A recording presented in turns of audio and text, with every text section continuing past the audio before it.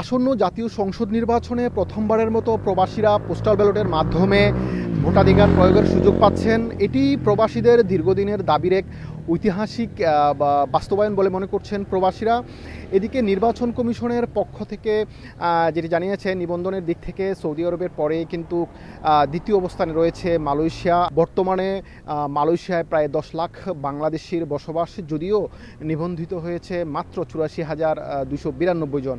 আর এই নিবন্ধনের স্বল্পহারের পেছনে প্রধান কারণ হিসাবে প্রবাসীরা যেটি জানিয়েছেন তা হচ্ছে তাদের অনেকের কাছে এনআইডি না থাকা, প্রবাসীদের বর্তমান ও স্থায়ী ঠিকানাগত জটিলতা এবং প্রযুক্তিগত সীমাবদ্ধতা। যে এই বিশাল কর্মযজ্ঞটি নির্বিঘ্ন করতে বাংলাদেশ পোস্ট অফিস ও মালয়েশিয়ার রাষ্ট্রীয় ডাক সেবা প্রতিষ্ঠান পোস্টলাজু যৌথভাবে সমন্বয় করছে। কিন্তু প্রবাসীদের ঠিকানা জটিলতার কারণে এরই মধ্যে 4,000-এরও অধিক পোস্টাল ব্যালট কিন্তু বাংলাদেশে ফেরত চলে গেছে, যার কারণে অনেক প্রবাসী তাদের নিকটস্থ পোস্টলাজু অর্থাৎ পোস্ট অফিসে গিয়েও তাদের পোস্টাল ব্যালটটি সংগ্রহ করতে পারেননি।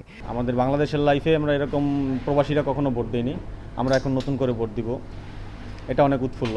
আমরা চাই যে নতুন একটা সরকার গঠন হয়ে দেশটা সুষ্ঠুভাবে থাকুক। এখন যেসব প্রবাসী এরই মধ্যে পোস্টাল ব্যালট হাতে পেয়েছে, তাদের আগামী 25 জানুয়ারির মধ্যেই ভোট প্রদান করে সেটি আবার ডাকবক্সের মাধ্যমে বাংলাদেশে ফেরত পাঠাতে হবে। অন্যদিকে অনেক প্রবাসী প্রচারণার অভাবকেই দায়ী করছেন। যদিও কুয়ালালামপুরের বাংলাদেশ হাইকমিশনের পক্ষ থেকে সামাজিক যোগাযোগ মাধ্যমে তারা বহু প্রচারণা চালিয়েছেন, তবুও মাঠ পর্যায়ের অনেক কর্মী তথ্যের অভাবে এই প্রক্রিয়ার বাইরে রয়ে গেছেন। আমরা একজন নেতা চাই বাংলাদেশে, যে সংসদে দাঁড়িয়ে আমাদের জন্য, যে প্রবাসীদের জন্য একটা কথাই বলবে যে প্রবাসীরা কোনো কারো মাধ্যম ছাড়া যেন পাসপোর্ট অফিসে গিয়ে সরাসরি পাসপোর্ট রিনিউ করতে পারে, পাসপোর্টের সকল সুবিধা অসুবিধা গ্রহণ করতে পারে।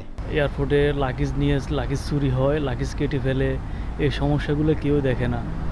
আমরা চাই যে নেক্সট যে সরকার আসবে অন্তপক্ষে প্রবাসীদের এই সমস্যাগুলো যাতে দূর করে। এদিকে ভোটের পাশাপাশি প্রবাসীরা পরবর্তী সরকারের কাছে কিছু জোরালো দাবি জানিয়েছেন। তার মধ্যে উল্লেখযোগ্য হলো বিদেশে প্রবাসীদের নিরাপত্তা নিশ্চিত করা ও দূতাবাসের কার্যকর আইনি সহায়তা। এছাড়া রয়েছে বৈধ পথে রেমিটেন্স পাঠাতে সরকারি প্রণোদনা আরও বৃদ্ধি করা। এছাড়া মালয়েশিয়া প্রবাসীরা মনে করছেন এই পোস্টাল ব্যালটের মাধ্যমে ভোটাধিকার প্রয়োগ তাদের নাগরিক অধিকারের প্রথম ধাপ।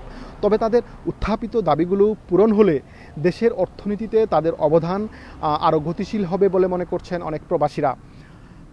তো মালয়েশিয়া থেকে মোহাম্মদ আব্দুল কাদের, সময় সংবাদ।